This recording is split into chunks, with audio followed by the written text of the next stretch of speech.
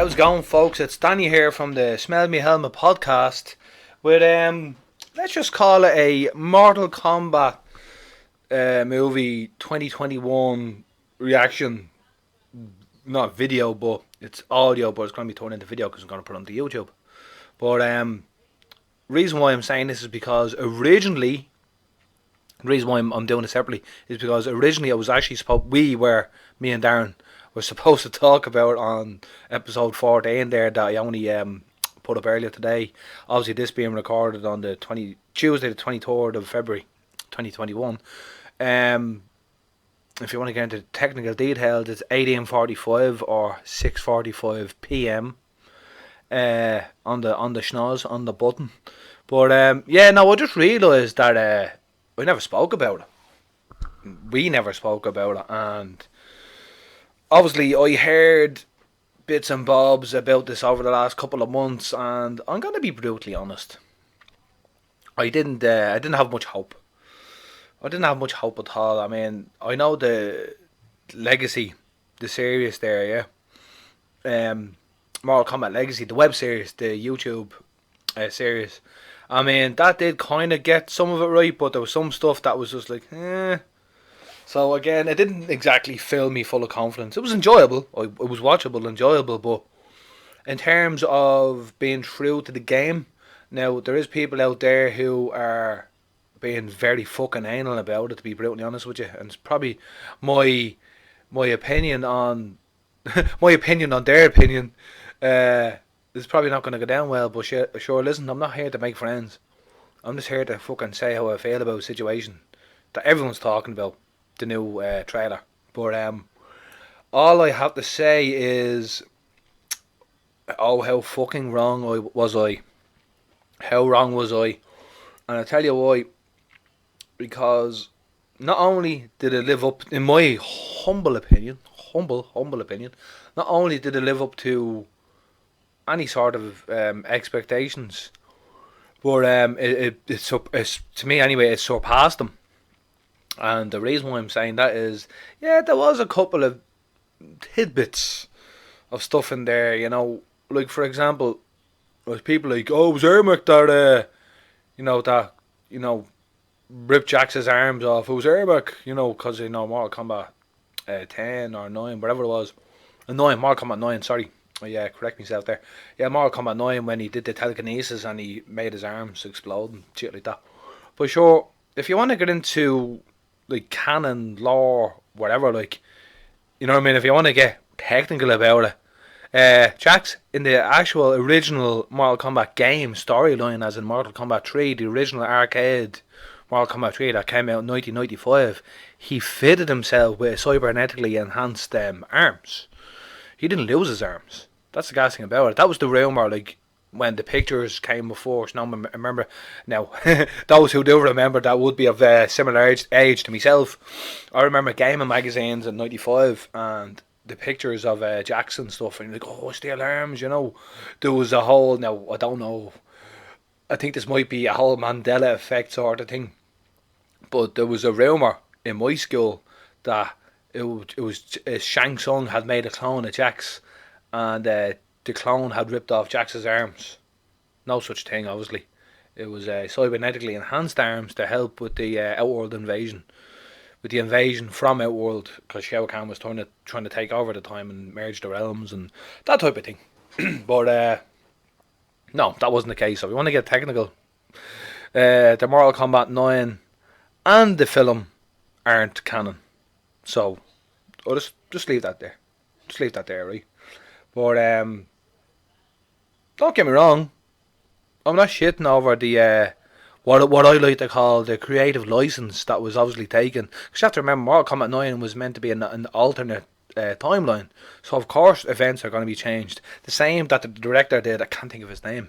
The director of this the new film coming out, McQuaid or I don't know. I'm sure somebody will tell me anyway. But I like what they done with the whole at the start. It was Jax going into the compound or wherever they were, looking for this dangerous criminal that's on the run, codename Sub-Zero, and yeah, just like the whole thing, you know, when Jax went to shoot the shotgun and Sub-Zero froze at the same time, and the little nuances, the little details, like right down to when he's looking at the frozen buckshot from the shotgun, and to me anyway, was like a mix of awe and amazement.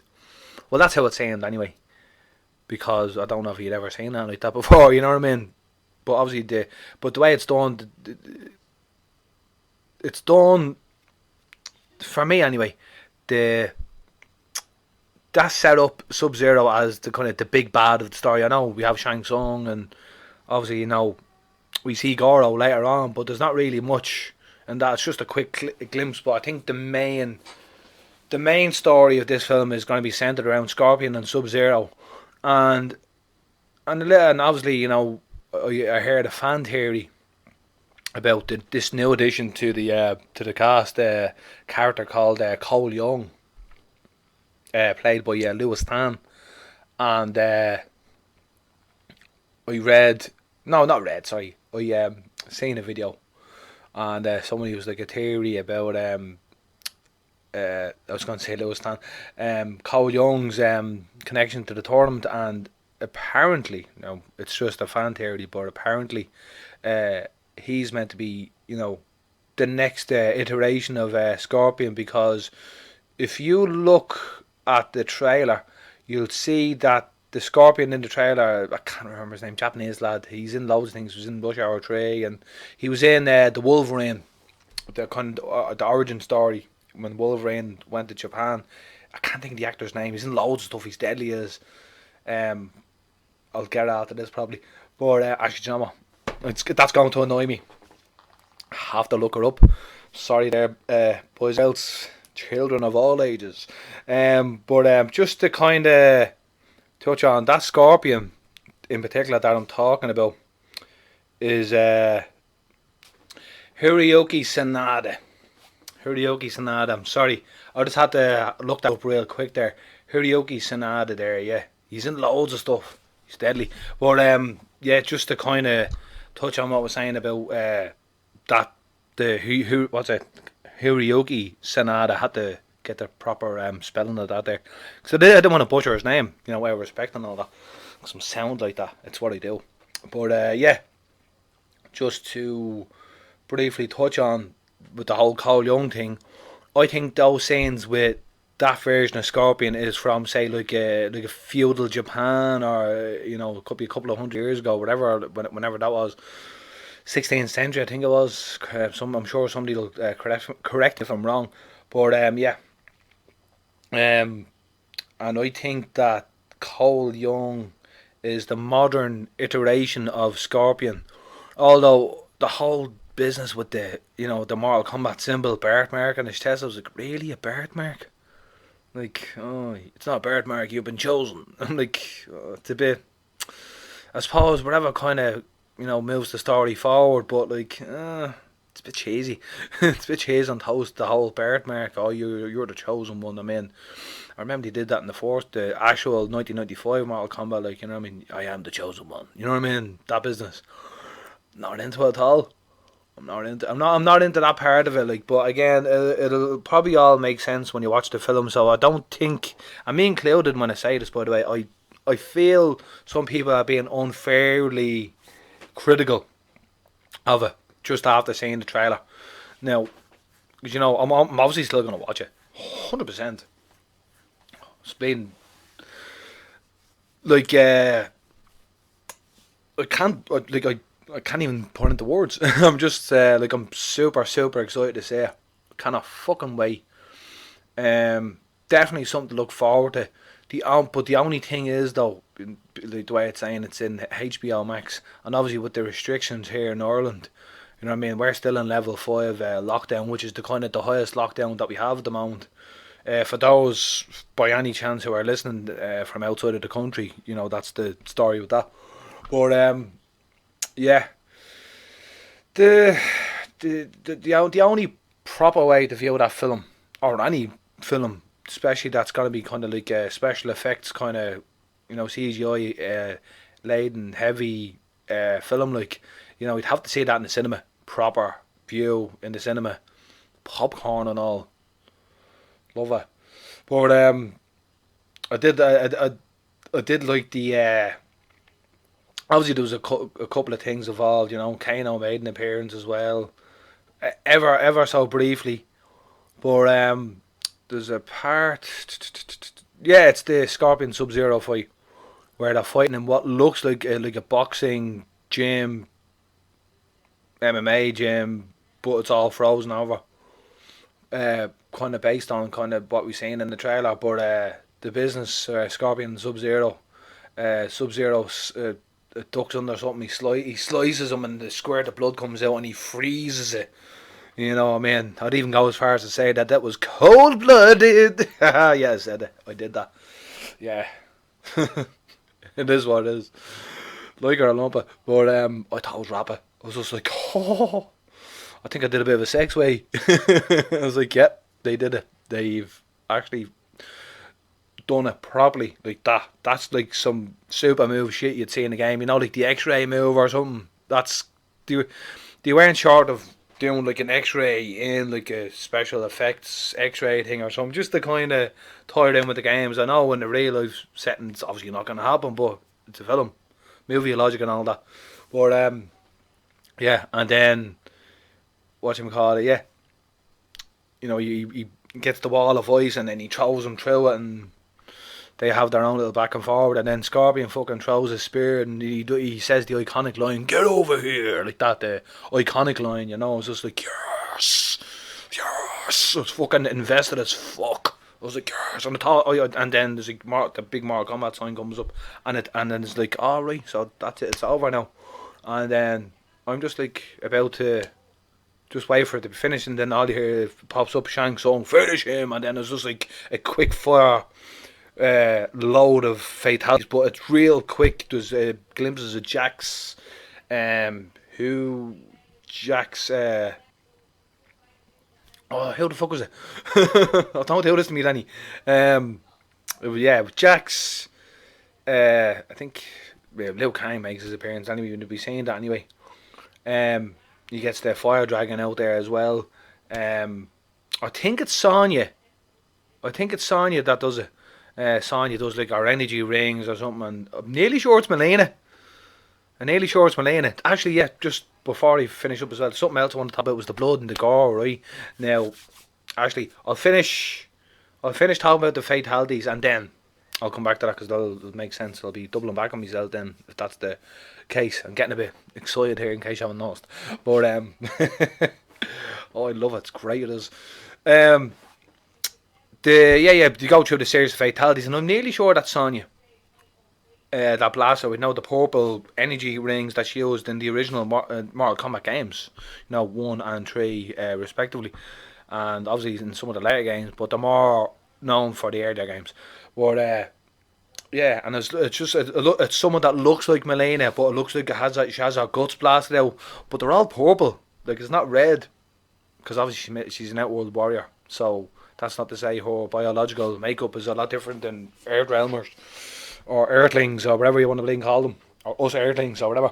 But yeah, I think that's a little loophole there. It's made by Warner Brothers. It's New Line Cinema, is it? Yeah, and New Line as well. But obviously, wherever the standards and practices there's a little loophole to say that. Well, that's not necessarily meant to say that all of the bloodshed has to be red. Do you know what I mean? So I think there might be a little loophole there where they can get away with, because it's not an Earthrealm person from Earthrealm. It's an Outworld person, like an alien, if you want to call it that. So we kind of get away with it in that sense with some of the characters, not all of them. But what you call it? Yeah. But I thought the best part of that sequence was Kano's at the end. Where you fucking and to be honest with you, the creature in it looks like reptile. I'm gonna call it now. That's reptile, because there's a little bit in the middle of that where it looks like a lizard or a reptile foot or a leg comes down, but it's like it materializes out thin air, like it was after being invisible, like what reptile used to do. You see where I'm going with this? What you call it? Yeah, So Reptile rips out.